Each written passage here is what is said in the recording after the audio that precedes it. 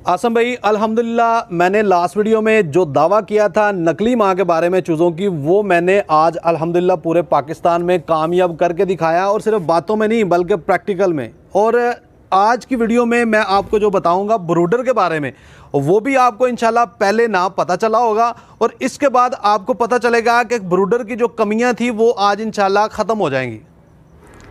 अस्सलाम वालेकुम जी वालेकुम सलाम। ज़ीशान भाई कैसे हैं? अल्हम्दुलिल्लाह, आप कैसे हैं? ठीक ठाक हैं अल्हम्दुलिल्लाह। अच्छा ज़ीशान भाई बताइएगा, आप ये पीछे डिब्बों का एक नया बाजार लगा के बैठे हैं, ये है क्या चीज़?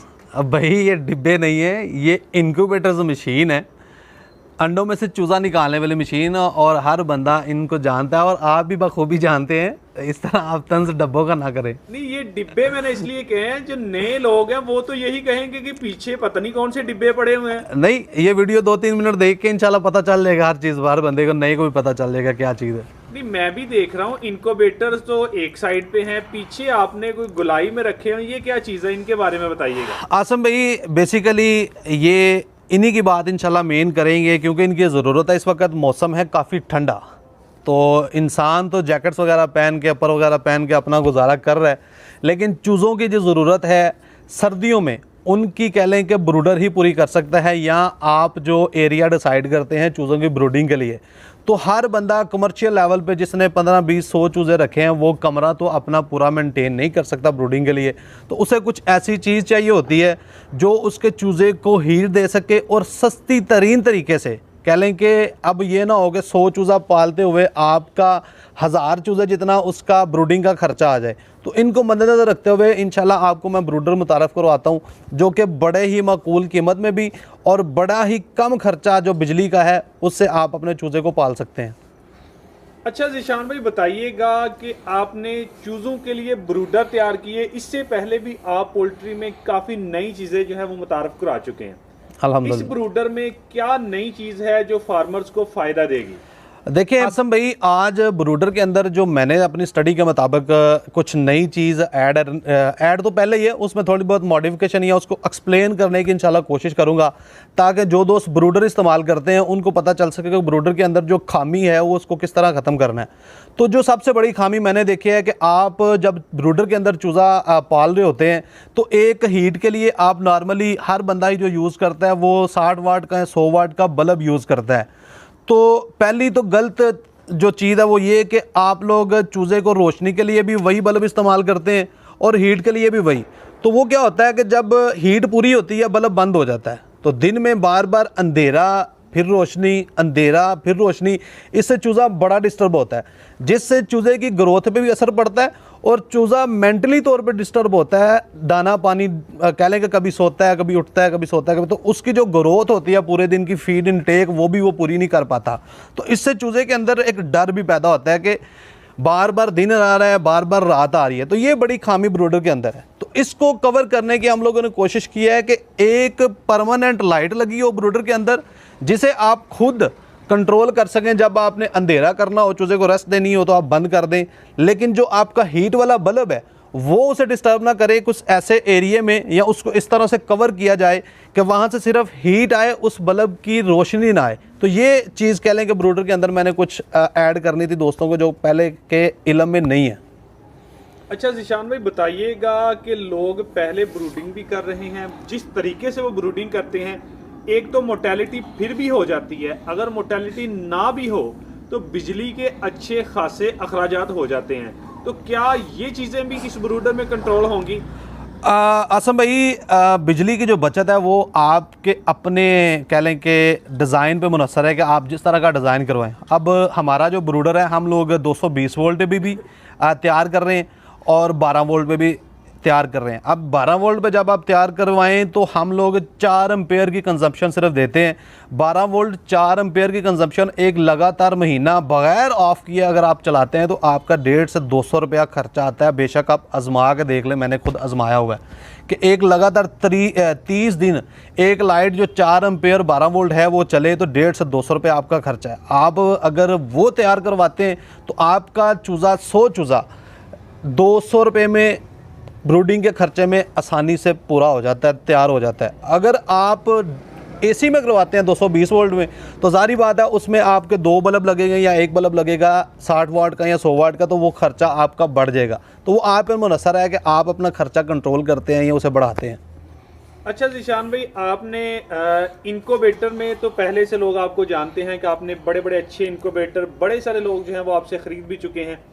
आपने फिर चूज़ों के लिए एक मसनूई माँ भी तैयार की। जी ऐसा ही है। उसका क्या रिजल्ट रहा आपके पास? वो भी मैं देख रहा हूँ कि आपने तैयार करके रखी हुई हैं, तो क्या लोग जो लेके गए हैं उनका क्या रिस्पॉन्स रहा है?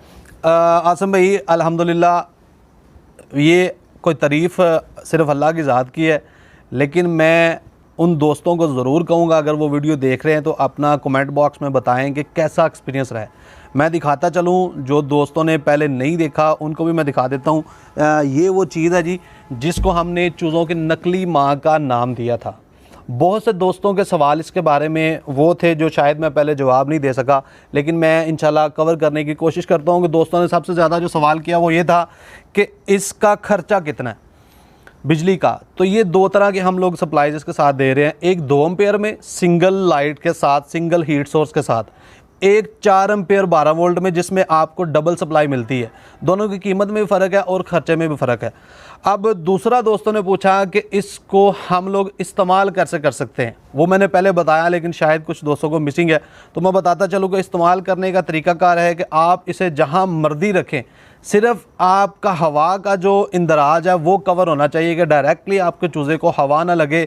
आपको इसको कह लें कि कोई डब्बा पैक चीज़ में नहीं बल्कि ओपन एरिया में रखना पड़ेगा, क्योंकि हमने इसको नाम ही मसनूई माँ का दिया है ताकि चूज़ा फ्री रेंज में पल सके। लाइक आप अपने सेहन में छोड़ते हैं तो सेहन को एक बेशक कपड़ा लगा दें एक साइड पे, ताकि जिस एरिया में चूज़ा है वहाँ पे हवा जो है डायरेक्टली ना लगे, हवा का इंदराज होगा, ऊपर से ओपन रहेगा सारा। लेकिन ये जो है सिर्फ़ और सिर्फ इसलिए है कि चूज़े को जब दिल करे इसके पास जाए हीट लेने के लिए, सुकून लेने के लिए। और फिर दोस्तों ने कुछ कहा था जी इसका इनसाइड व्यू दिखाएं, वो भी मैं दिखाता चलूँ ताकि मज़ीद जो है वो कन्फ्यूजन ख़त्म हो जाए। इसके नीचे जी हम लोग पेपर एक इस्तेमाल करते हैं जो कि हीट को अपने सारा कवर करता है। साइड से हमने कवर किया हुआ है, अगर हम लोग इसको सिर्फ फ्लैट कर देते तो हीट जो वो ख़त्म हो जाती, क्योंकि असूल है हीट का कि हीट ज़मीन से ऊपर की तरफ जाते हैं। तो ऊपर हम लोगों ने इसको पेपर लगाया है कि हीट यहाँ पे ऊपर पहुँचे और स्टोर रहे। तो जब ये इस तरह पड़ी होती है तो हीट इसके ये वाले हिस्से में सारी स्टोर रहती है। तो यहाँ पे जब चूज़े को ज़रूरत पड़े इसके नीचे आता है और जब ज़रूरत पड़े इससे निकल जाता है। और इसकी तरह इसके जो पैर हैं ये एडजस्टेबल हैं कि आपका चूज़ा अगर महीने का हो गया, 15 दिन का हो गया, तो आप इसकी 3 इंचेस तक एडजस्टमेंट ऊपर नीचे कर सकते हैं। ये जी सारा इसकी मसनूई माँ के बारे में था जो दोस्तों को बताना चाह रहा था मैं। ठीक है। अच्छा सर, बताइएगा कि आपके जो ब्रूडर्स हैं ये क्या, मतलब इसमें जो मैं चीज़ आपसे पूछना चाहूँगा कि हीट तो कंट्रोल पहले भी हो रही थी, जो नॉर्मल ब्रूडर थे, ह्यूमिडिटी के बड़े मसाइल आ रहे थे, तो आपके इस ब्रूडर में ह्यूमिडिटी को हल करने की कोई है आपने रखी? आसम भाई देखें, नमी जो है ना, नमी जिसे ह्यूमिडिटी आप लोग कहते हैं, ये टेम्परेचर के साथ चल रही होती है। टेम्परेचर अगर मेंटेन है तो आपका मॉइस्चर भी मेंटेन है। हाँ, आप अगर एग्जैक्ट मॉइस्चर कंट्रोल करना चाहते हैं तो उसके साथ आप ह्यूमिडिफायर ऐड करवा सकते हैं, लेकिन मेरे मुताबिक वो आपको ज़रूरत नहीं पड़ेगी, क्योंकि अगर आपका टेम्परेचर पूरा है तो आपकी नमी जो है उसी लेवल पे चलेगी जो आपका मौसम चल रहा है। अगर आप उस मॉइस्चर के अंदर ज़िंदा रह सकते हैं तो आपका चूज़ा भी उस मॉइस्चर में ज़िंदा रह सकता है। ठीक है। अच्छा बताइएगा कि आपने जो मसनूई माँ बनाई है चूज़ों के लिए वो भी आपने उसके बारे में बता दिया, जो आपने इनके लिए ब्रूडर तैयार किए वो भी आपने बता दिए। बताइएगा कि इनक्यूबेटर्स जो हैं उनके बारे में थोड़ा सा टच दे दीजिएगा कि कौन कौन सा इनक्यूबेटर आप बना के दे रहे हैं। आसम भाई, इनक्यूबेटर दोस्त पहले भी जानते हैं कि हम लोग सबसे छोटे जो इनक्यूबेटर हैं वो 30-50 अंडों से शुरू हो गए 100, 150, 200, 300, 500, 1000, 2000 और 5000 तक। लेकिन जो रेगुलर आइटम्स है वो यहाँ पे आपको नज़र आएगी। 500 अंडे वाले इनक्यूबेटर तक हम लोग रेगुलर बना के जो हमारे पास स्पेयर पड़े होते हैं, ताकि कोई दोस्त आए तो उसका जो है टाइम ज़ाया ना हो, वो पेंडिंग ये ना सोच रहा होगा आज बुकिंग करवानी है 4 दिन बाद मिलेगा। तो हमारी कोशिश होती है कि मैक्सिमम 2, 4, 5, 7 सैंपल जो हैं वो पड़े हों, ताकि दोस्त आके विज़िट करे, चेक करे और लेके जा सके। अच्छा, लास्ट में बताइएगा कि इनक्यूबेटर की कोई एक खामी और कोई एक खूबी बताइएगा। लोग इनक्यूबेटर लेके जाते हैं, फिर 21 दिन के बाद बच्चा कोई नहीं निकल रहा, ये चलाने वाले गलती कर रहे हैं या जहाँ मतलब जो बना रहे हैं वो कहीं पे गलती कर रहे हैं? गलती की बात की जाए तो आसम भाई दोनों जगह पे गलती हो सकती है। अगर गलती हो, बेसिकली जो मिसकंसेप्शन है, जो मिस गाइड है वो ये है कि दोस्तों के जहन में ना एक माइंडसेट बन गया हुआ है, ख़ासकर जो नया बंदा है उसको ये होता है कि मैंने फुली ऑटोमेटिक इंक्यूबेटर लेना है ताकि हर चीज़ वो खुद ही करेगा। आप बेशक मैनुअल इंक्यूबेटर लें, बेशक सेमी ऑटो इंक्यूबेटर लें या फुली ऑटो लें, 2000 वाला लें या 50 लाख वाला लें, आप बड़ी बड़ी हैचरीज़ देख लें, वहाँ पे भी वो हैचरीज़ को मेंटेन करने के लिए लेबर होती है, बंदे होते हैं, मैनेजर होता है जो देख रहा होता है, हालांकि वहाँ पे करोड़ों रुपया लगा होता है। इसका मतलब ये है कि बेशक आपने कोई भी चीज़ ली है उसकी नज़रसानी करना ज़रूरी है। आप उसको देखें, कम से कम सुबह शाम देखें कि जो चीज़ मैंने ले के लगाई हुई है, बिजली पे चल रही है, वो प्रॉपर चल रही है। और एक चीज़ मैं ऐड कर दूं यहाँ पे कि एक मीटर है HTC मीटर, उसको ज़रूर अपनी मशीन में रखें, बेशक आपका मैनुअल है, सेमी ऑटो है या फुली ऑटो, ताकि आपको सिर्फ अपनी डिवाइस के कंट्रोलर पे आप मुनहसर ना हो, बल्कि वो एक एक्स्ट्रा आपको मीटर बता रहा हो कि आपकी मशीन जो बता रही है वो एग्जैक्ट ठीक बता रही है, या मशीन के मीटर में और जो आपके अंदर मीटर आपने रखा हुआ उन दोनों में अगर तजाद हो, फ़र्क हो, तो आप देख सकें कि अंदर वाले मीटर में मसला है या मेरी मशीन का जो कंट्रोलर है उसमें मसला है। तो इंशाल्लाह आपके जो रिज़ल्ट्स हैं वो भी सारे के सारे इस चीज़ पर मैटर करते हैं। अच्छा बताइएगा, पिछले इंटरव्यू में आपने जिक्र किया था कि इनक्यूबेटर के साथ आप कोई अपनी जो हदायतनामे वाली को बुक है वो भी दे रहे हैं, तैयार करवा रहे हैं। क्या तैयार करवा ली? अगर कोई बंदा लेने आए तो उसको साथ दे सकते हैं आप? जी जी बिल्कुल आसम भाई, सिर्फ हदायतनामा नहीं है, हम लोगों ने 4 चीज़ें कही थी। एक मैंने फ्लशर कहा था, एक एंटीबायोटिक स्प्रे कहा था, एक मैंने टॉवल पेपर कहा था जो कि साफ़ करने के लिए अंडों को, और चौथा मैंने हदायतनामा कहा था। हदायतनामा हम लोग हर इंक्यूबेटर के ऊपर डिस्पैच कर देते हैं ताकि वो भूले ना, को बंदा लेना या हम लोग देना जो है भूले ना, तो वो ऊपर हदायतनामा एक साइड पे लगा होता है।